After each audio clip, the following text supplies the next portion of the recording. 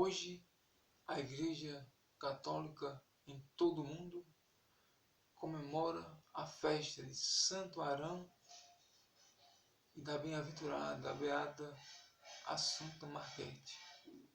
Santo Arão, como nós sabemos, ele é um dos santos do Antigo Testamento. Ele foi o irmão mais velho de Moisés.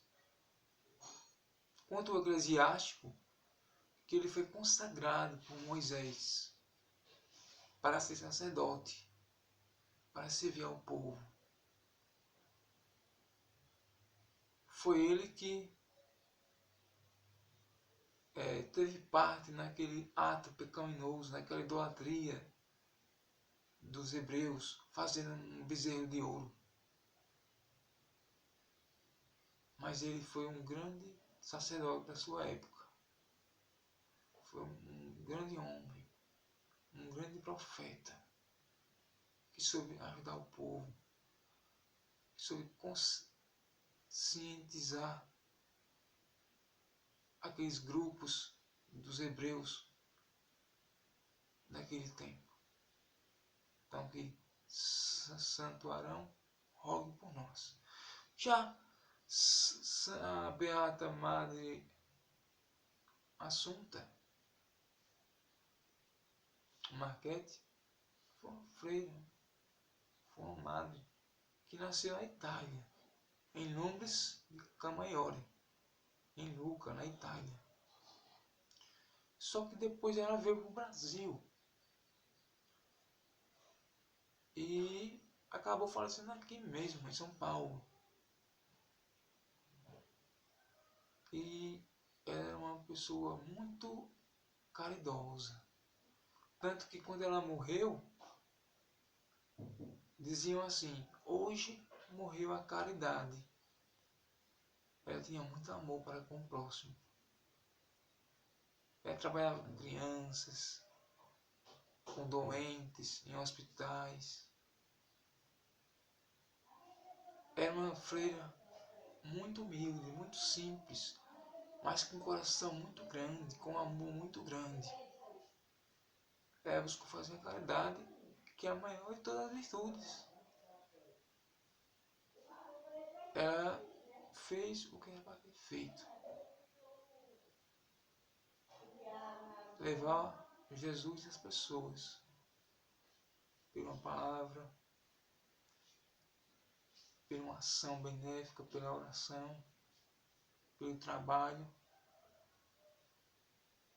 Então que essa beata Madre Assunta Marquete interceda por nós. Ela que era escalabriana,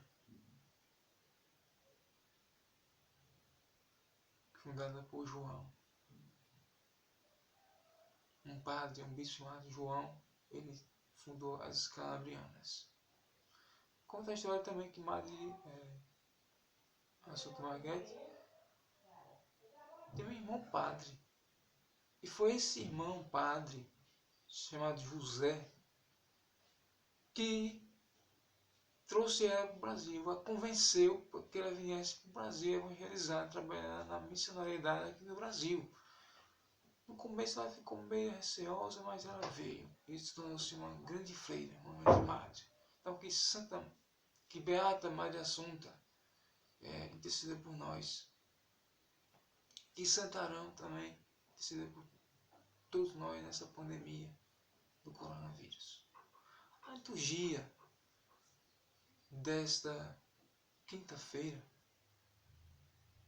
que é do 13º domingo do tempo comum, começa no livro do Gênesis, no seu capítulo 22, do versículo 1 ao 19, e diz assim: naqueles dias, Deus pôs Abraão à prova,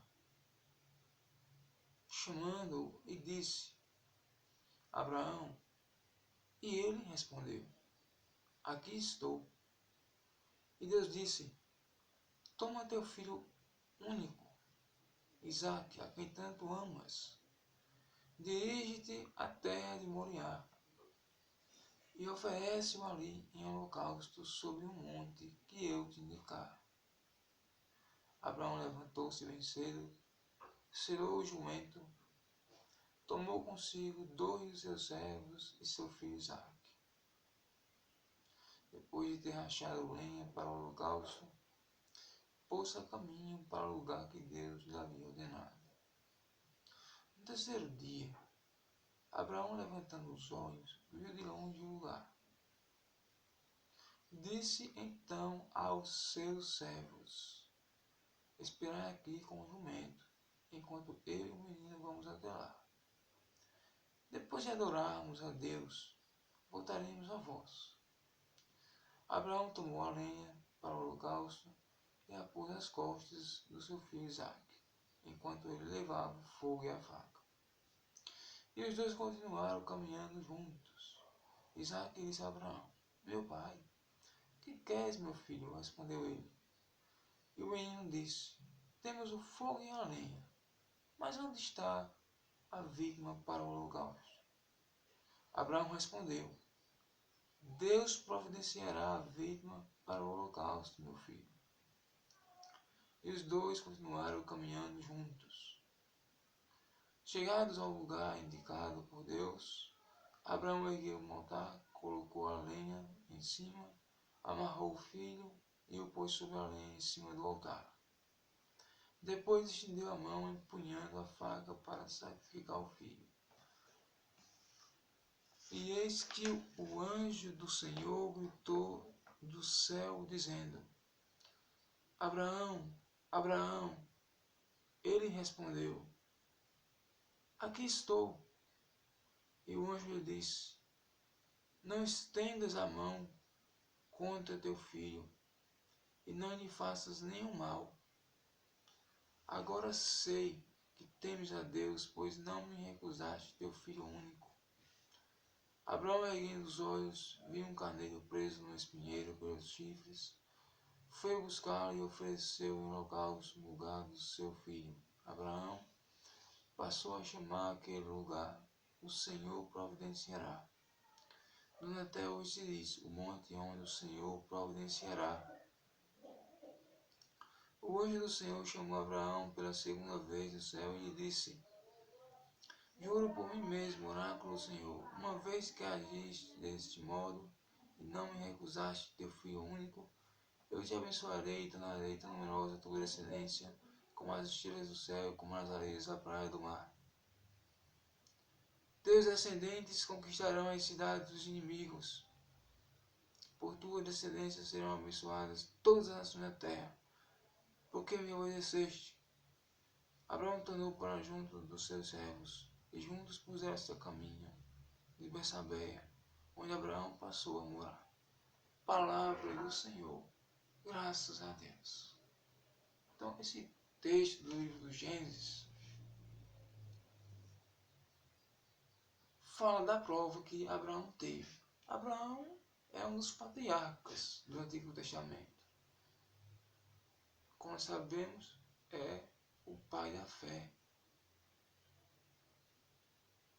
Ele chamava antes Abrão, aí depois Deus muda para Abraão, nosso pai da fé.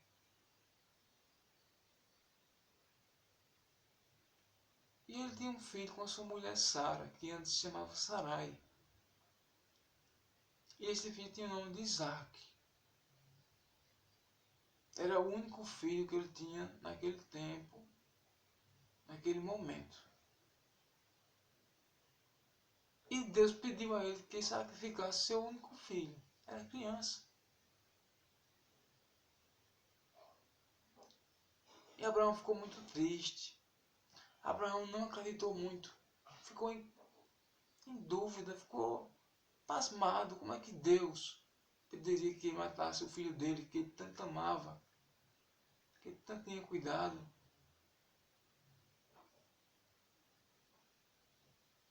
Mas Abraão, muito justo,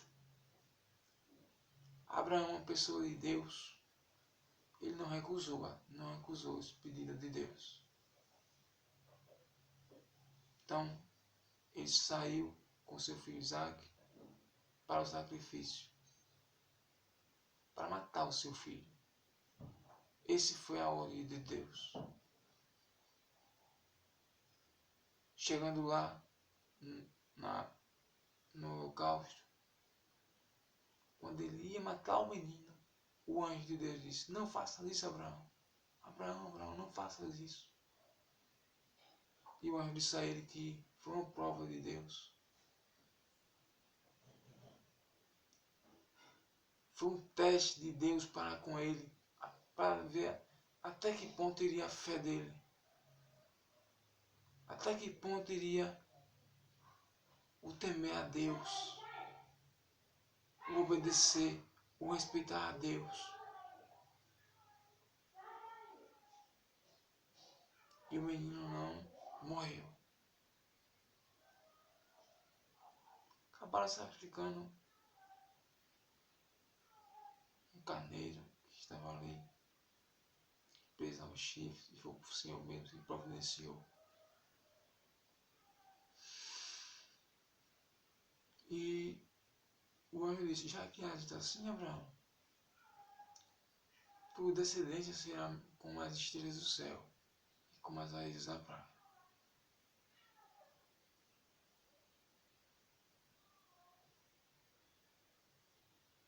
Então, que a gente fique com esta lição, que somos provados na nossa fé. Deus prova seus filhos. Deus quer saber se eles estão ali realmente contritos, em comunhão plena. Se estão ali mesmo com gosto, com vontade de servir ao Senhor, de louvar, de adorá-lo, de bendizê-lo. O próprio Jesus disse, né? Quem me segue e olha para trás, não é digno. Quem põe a mão no arado e olha para trás, não está me seguindo realmente. É feito aquele que segue a sua missão em frente. Que não se deixa abalar por ventos contrários, por tempestades. É aquele que vai até o fim, que persevera. O próprio Jesus disse: quem perseverar até o fim será salvo. Quem me amar, quem amar seu próximo, quem amar a Deus sobre todas as coisas, que cumprir os mandamentos, esse vai se salvar, esse tem vida eterna. Abraão, ele decidiu e foi cumprir o que Deus tinha mandado. Ele não desobedeceu, ficou muito amargurado, muito angustiado, muito triste, muito melancólico. Foi um peso muito grande para ele. Meus irmãos, se põem na situação de Abraão. Matar o seu filho. Mas Deus alegra o coração de Abraão e mostra a ele que ele é o Senhor, que ele é o Criador, que ele é o Onipotente, que ele é o Todo-Poderoso. E escreve certos em linhas tortas. E ali providenciava tudo, até um carneiro ali, preso com chifres.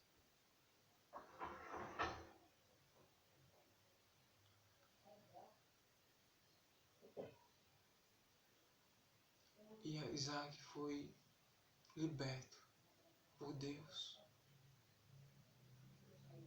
E Abraão teve a graça de ficar com Isaac, seu filho.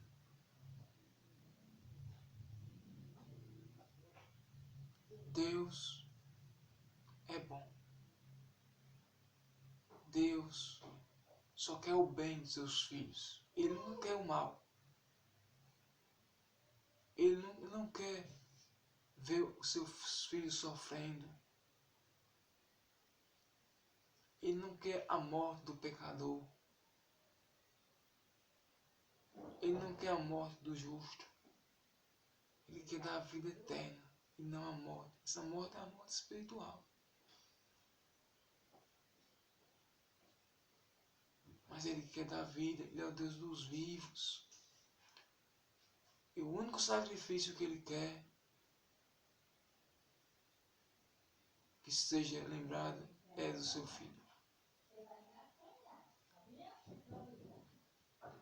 Que no Antigo Testamento as pessoas sacrificavam animais.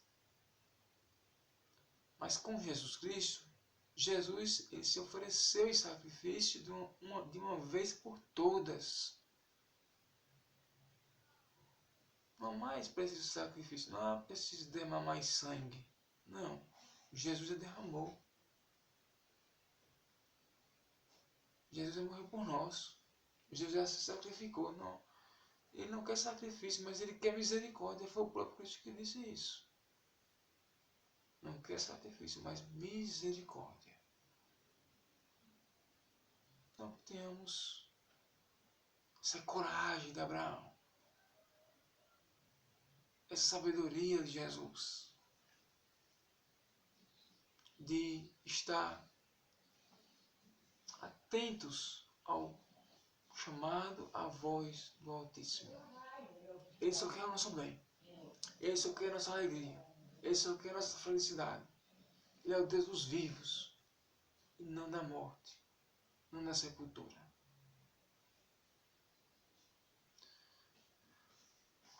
O Salmo é o Salmo 114. E a antífona diz assim: andarei na presença de Deus, junto a Ele na terra dos vivos.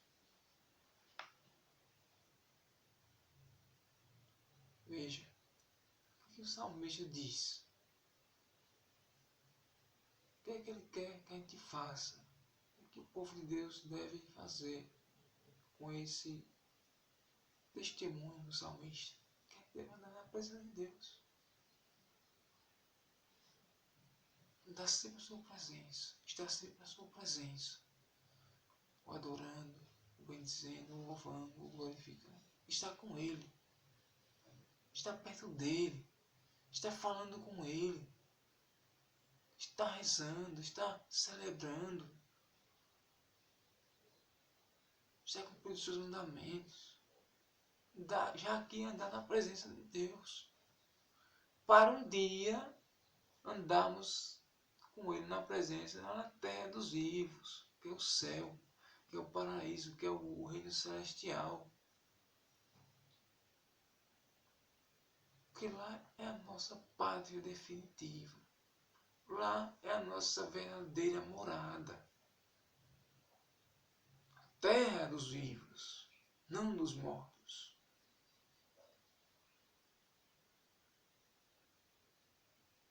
Porque a morte praticamente não existe. Quando não é morte, meus irmãos, só quer significar essa passagem desta vida para a outra vida, para a vida eterna. A vida continua. Quem vive sempre viverá. Agora, a não ser se é condenado para o inferno. Aí tem a morte eterna. Mas ainda assim ele existe. Todos que nascem existem, sempre vão existir. Sejam salvos ou condenados, vão sempre existir. Mas o lugar da vida é o céu. É as muitas moradas de Deus que Jesus disse em João, no seu capítulo 14. A casa de meu pai há muitas moradas. Lá é a terra dos vivos. Lá é a dimensão celeste. É o plano espiritual. É a vida espiritual. A vida ressurrecta que um dia vamos ter. Né? Deus é o Deus dos vivos. Nunca de mortos. Repito, a vida continua, a vida prossegue.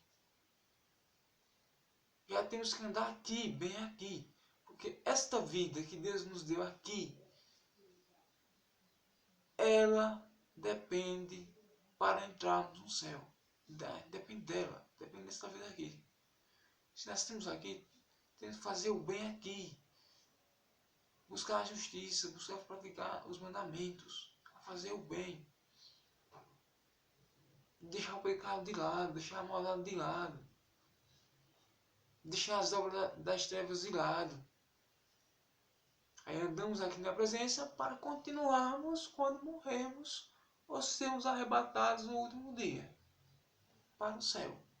E lá andaremos sempre com Ele. Né? Coisas estupendas, maravilhosas, extraordinárias, espetaculares nos esperam lá no céu. São Paulo disse: lá tem coisas que vocês nem imaginam ver, escutar. Vocês vão ter lá. Vocês nunca vão chegar lá, vocês nunca vão dizer assim, nunca imaginei ver isso que eu estou vendo. Nunca imaginei escutar isso que eu estou escutando. Lá é a presença de Deus. Face a face, meu irmão. É outra dimensão, é outra realidade, é uma vida diferente dessa aqui. Lá onde não tem mais mal, onde não tem mais doença. Não há por que ter medo, segurança, não. Lá tudo é paz, lá tudo é luz. Lá tudo é salvação, é alegria, é felicidade, nada de tristeza, nada de melancolia. É outra vida. Quando passamos para lá, deixamos todas as enfermidades, todos os males aqui. E ele diz assim: eu amo o Senhor porque ouve o grito da minha oração. Inclinou para mim seu ouvido no dia em que eu o invoquei. Veja, a gente deve amar o Senhor. Ele pode tudo. Ele escuta tudo, ele sabe de tudo. Ele está em todos os lugares ao mesmo tempo. É aqueles filhos que necessitam dele, eles atendem segundo a sua vontade. Mas Deus nos escuta. Deus conhece cada voz de cada filho seu. Agora, tudo segundo a sua vontade. Uma coisa que a doutrina católica fala é que nem todos aqui na Terra serão curados. Deus pode até ouvir nosso clamor, nosso pedido. Mas há pessoas que não vão ser curadas. Há pessoas que não vão receber milagres. Aqui não, nem todos. Há muitas curas aqui na Terra. Deus faz muitas curas, Jesus faz muitas curas, os santos fazem muitos milagres. Deus e Jesus faz muitos milagres. Mas não é para todos. Aqui não. Mas um dia no céu é. Um dia no céu todos serão curados. Todos serão libertados de todos os males, todas as doenças, enfermidades, problemas, conflitos, atritos.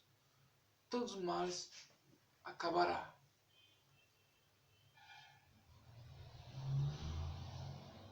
Mas Ele ouve a nossa oração.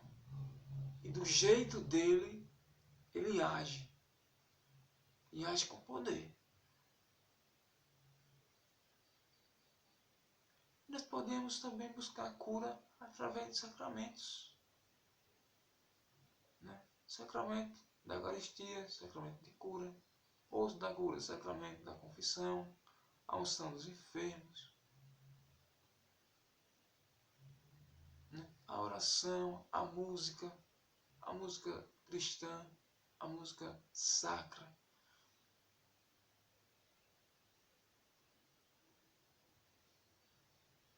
Isso tudo vai nos dando saúde. Isso tudo vai nos dando força. Então, inclinou para mim se ouvir um dia em que eu invoquei. Devemos invocar o Senhor. Invocar o Senhor para ser salvo. Já disse São Lucas, o médico, nos Atos dos Apóstolos. Invocai o Senhor, seis salvos. que é invocar o Senhor. É falar, é pedir ao Senhor algo. É orar a Ele.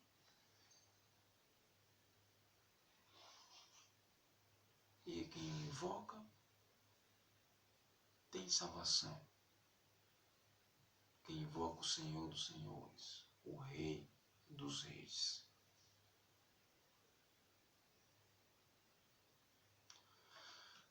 E diz assim o Salmo ainda: prendiam-me as cordas da morte, apertavam-me os laços do abismo, invadiam-me angústia e tristeza. Eu então invoquei o Senhor, salvai o Senhor minha vida. Veja, Abraão ficou muito angustiado. Abraão ficou muito triste com o pedido de Deus, a ordem de Deus, ao mandado de Deus, matar seu único filho.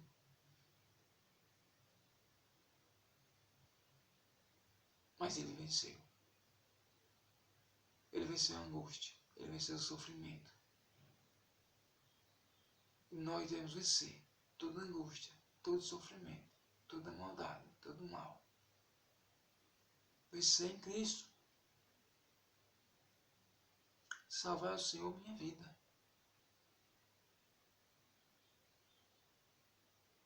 Deus, colocar a nossa salvação como primeiro foco aqui na terra. A salvação está em todo o tempo.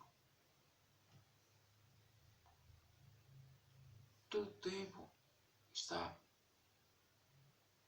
presente a salvação. Nós não podemos nos desviar do caminho certo, do caminho da salvação, que é o caminho de Jesus, que é o caminho da igreja, que é o caminho de Deus. Cada dia é um dia de salvação para nós. Todos os dias devemos buscar para o Senhor nos salvar um dia. Porque a salvação depende de Jesus, mas também depende de nós, dos nossos atos. Nós fizermos o bem, vamos ser salvos, mas se fizermos o mal, se rejeitarmos ao Cristo, se rejeitarmos a Deus, se rejeitarmos a pureza, se rejeitarmos a equidade, se rejeitarmos o amor, a caridade, se temos pessoas más, não vamos nos salvar. Nós temos que buscar fazer a vontade de Deus. Vencer todo mal. O Senhor vai nos salvar. O Senhor é justiça e bondade. Nosso Deus é amor, compaixão. É o Senhor que defende os humildes. Eu estava oprimido e salvou-me. O Senhor é amor, o Senhor é compaixão, o Senhor é bondade. Aqueles que estão oprimidos, Ele vem e salva, Ele vem e os cura. Se é da sua vontade, isso acontece. Porque uma coisa que a gente tem que entender, meus irmãos, o próprio Cristo nos ensinou a oração do Pai Nosso. Tem um trecho da oração que diz assim: seja feita a vossa vontade, a tua vontade, Deus, assim na terra como no céu. Veja que até no céu a gente deve respeitar a vontade de Deus. Imagina aqui na terra, que precisamos mais, esse mundo violento, esse mundo tenebroso, esse mundo mau, esse mundo pecaminoso, esse mundo de tragédias, de catástrofes.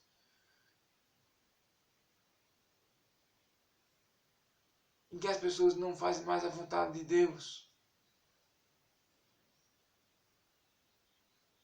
Mas tudo é vontade de Deus, para o nosso bem. As coisas boas, as coisas santas, tudo é vontade dele. Aconteça isso. Agora o mal nunca foi vontade de Deus. Deus nunca quis que o mal existisse. E como a gente sabe, o mal só existe porque Lúcifer, que era um arcanjo, um anjo de luz, um anjo muito bonito, era um anjo bom que Deus criou, Ele se rebelou contra Deus. Ele quis tomar o trono de Deus para governar as almas no céu, para ser Deus. Ele quis ser Deus. Ele não queria que os seres humanos tivessem a imagem e semelhança de Deus. E não queria que Jesus Cristo se encarnasse em Maria e viesse para a terra para morrer crucificado e ressuscitar. Ele não queria isso.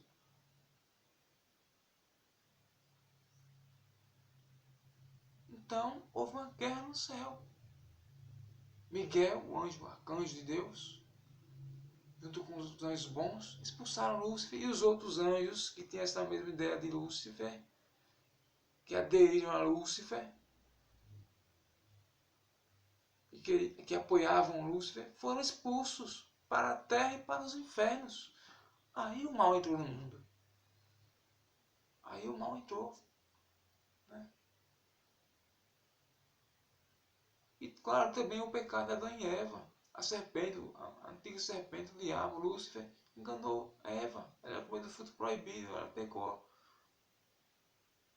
Depois deu fruto a Adão e ele pecou também.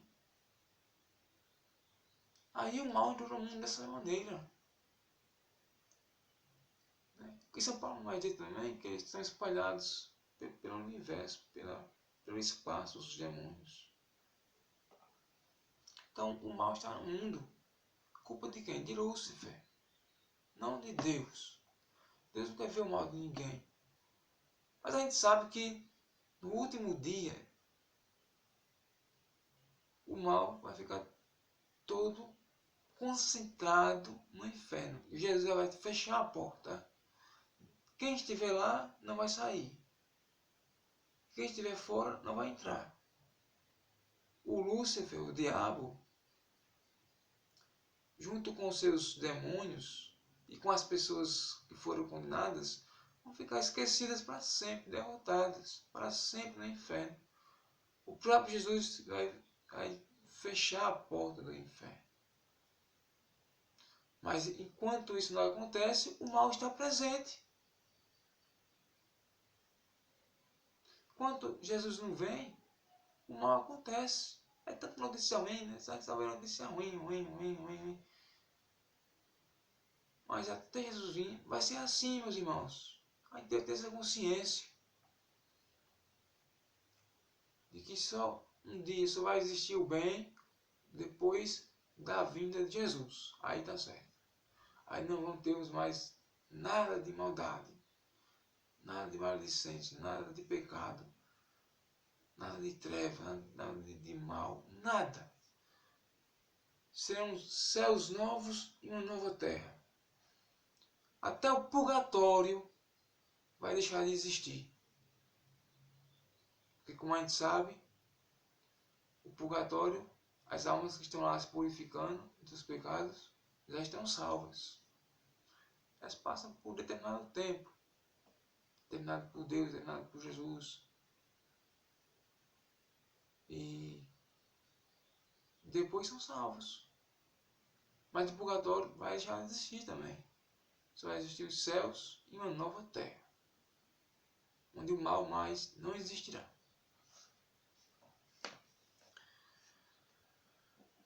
Libertou minha vida da morte, enxugou de meus olhos o pranto, e livrou os meus pés do tropeço. Andarei na presença de Deus, junto a Ele, na terra dos vivos. Deus não quer que a gente tropece, Ele nos livra do tropeço. Mas se alguém cai, deve se levantar.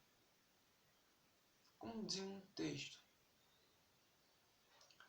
se eu caio, eu me levanto, e ainda quando nas trevas, o Senhor é minha luz. Não cante vitória, inimigo. Meus irmãos, cair é um ato de fragilidade. Muita gente cai. Mas o que não pode é ficar prostrada, caída, mas se levantar, se erguer, reerguer, recomeçar.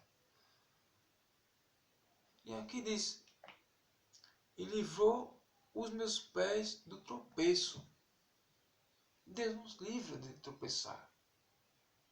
E nós devemos ter essa consciência firme de não querer mais tropeçar, de não querer mais cair no pecado, seja qual for o mal. Devemos sempre estar erguidos, levantados, firmes e fortes, caminhando, marchando sempre em frente, rumo aos céus. Então que as pessoas tenham essa consciência, como diz o salmista, que Deus é o Deus dos vivos e não de mortos. O Evangelho é o de Jesus, segundo Mateus, capítulo 9, do versículo 1 ao 8. E diz assim: Naquele tempo, entrando em um barco, Jesus atravessou para a outra margem do lago e foi para a sua cidade. Apresentaram-lhe então um paralítico deitado numa cama. Vendo a fé que eles tinham, Jesus disse ao paralítico: Coragem, filho, os teus pecados estão perdoados. Então alguns mestres da lei pensaram: esse homem está blasfemando. Mas Jesus, conhecendo os pensamentos deles, disse: Por que tendes esses maus pensamentos em vossos corações? O que é mais fácil dizer: os teus pecados estão perdoados, ou dizer: levanta-te e anda? Pois bem, para que saibais que o Filho do Homem tem até poder para perdoar pecados, disse então o paralítico: levanta-te, pega a tua cama e vai para a tua casa. O paralítico então se levantou e foi para a sua casa. Vendo isso, a multidão ficou com medo e glorificou a Deus por ter dado tal poder aos homens. Palavra da salvação. Glória a vós, Senhor. Então, neste evangelho, esse texto narrado, fala da cura de um paralítico. Ele não andava. Ele só ficava deitado numa maca.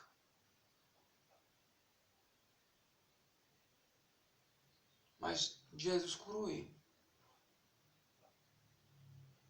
Jesus disse: levanta-te, pega a tua maca e anda. Ele se levantou e saiu andando para casa. Alegre, contente, feliz por ter alcançado uma cura, um milagre de Jesus. Mas isso não foi muito bem visto não por alguns.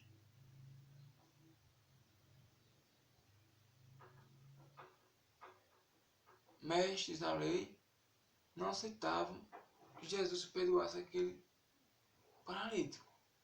Porque Jesus curou e ainda disse assim: teus pecados são perdoados, filho. E aquelas pessoas pensavam que só Deus poderia perdoar os pecados. Mas Jesus, disse a Mateus, conhecia os pensamentos daquelas pessoas. Isso por que pensais assim?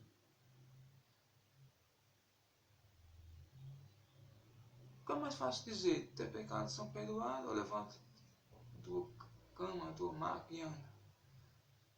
Então, para saber que o Filho do Homem tem poder de perdoar pecados, de fazer cura, eu te digo: levanta e pega a tua maca e anda. Foi isso que Jesus fez.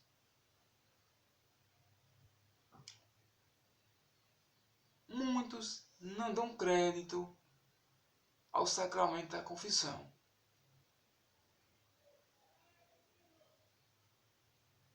Muitos não dão valor a esse sacramento. Até católicos não praticantes não gostam muito de se confessar. Às vezes passa anos e anos, tempos e tempos. Não dão valor, não acreditam muito mais. Jesus deu poder aos sacerdotes de perdoarem os nossos pecados. Né? Deus perdoa, mas através da absolvição sacerdotal, pelo magistério sacerdotal. Veja que poder. Um grande poder que Deus conferiu aos presbíteros. Poder de as pessoas alcançarem o perdão através deles. Mas Jesus disse certa vez: a quem vocês perdoarem os pecados, serão perdoados. A quem não perdoares, não serão perdoados. Papa Francisco ensina muito bem que os sacerdotes sejam misericordiosos na confissão. Nunca neguem o perdão, seja qual for o pecado. Em outros pontificados, tinha pecados que têm que ser levados para Roma, para ter uma autorização do Papa, para o Papa analisar aquilo para a pessoa ser perdoada. Mas hoje, o Papa Francisco já deu mais facilidade às pessoas de alcançarem o perdão. Ele deu essa ordem aos sacerdotes, deles não negarem o perdão a ninguém, seja qual for o pecado. Que eles agem com misericórdia e perdoem e absolvam aquelas pessoas, para que as pessoas sejam perdoadas e um dia salvas. Deus perdoa, mas através do sacramento da penitência, da reconciliação, da confissão. Pessoa que só se confessa com Deus está errado. Claro, o cristão católico, o praticante do catolicismo, ele se confessa com Deus, mas depois com o sacerdote. Só assim ele pode ter a comunhão na igreja, para tomar a Eucaristia, para comungar. Só assim ele fica em estado de graça, quando se confessa dos seus pecados. Né? A igreja diz que a gente deve se confessar ao menos uma vez a cada ano. Mas se a pessoa peca grave, deve recorrer à confissão. Mas Jesus é esse que conhece nossos pensamentos. Ele conhece nossas intenções. Ele conhece as nossas necessidades. Ele sabe do que a gente precisa. Ele conhece a nossa situação. Ele sabe o que é melhor para nós. E todos esses ensinamentos, todos esses atos de Jesus, da vida de Jesus, nos leva a uma vida justa, para que a gente pratique a equidade, para que a gente pratique a justiça e viva bem. Este mês de julho, que se inicia hoje, o Papa Francisco mandou que a gente tivesse diálogos com as amizades. Dialogar, falar, conversar.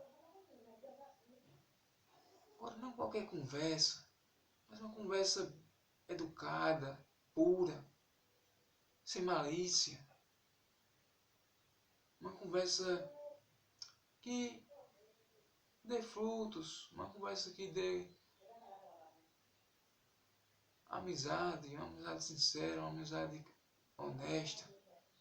Um bom diálogo, que faz bem falar bem, faz bem dialogar, faz bem dar uma palavra amiga, ter uma conversa saudável, isso que ele quer. Um diálogo social saudável, para melhorar a sociedade, a cidade, o país, o mundo. Sabemos que é pelo diálogo que as coisas do mundo se acertam.